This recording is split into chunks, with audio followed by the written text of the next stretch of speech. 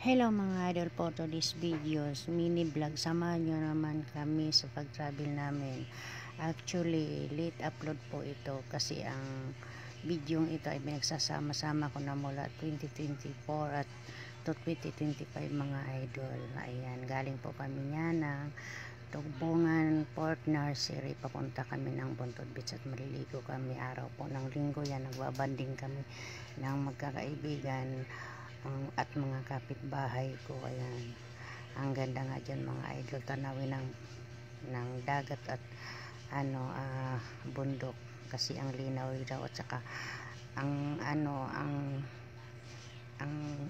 ng dagat yan mga idol, ang ganda panoorin kasi walang alon mga idol. Ayan na nga po kami, dumating na kami sa Buntod Beach mga idol. Ang kagandahan dyan mga idol kasi mayroon dyan part na mababaw at saka napaka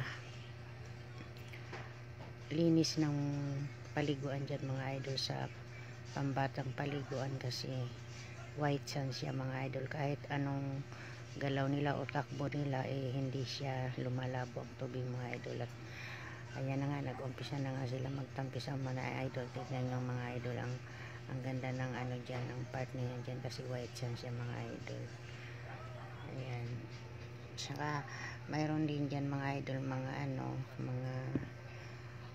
punong kahoy, mangrove. Ayan mga idol, dami na ng tao na si pagdating, nagkanya-kanya na silang area mga idol. Ayan,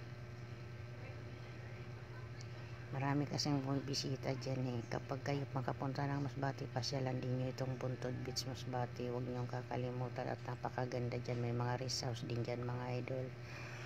At ayan na nga, ako naman walang ginawa dyan kundi mag video magpropose. Thank you for watching mga idol, sana magustuhan nyo, i-like nyo at i-share. God bless more.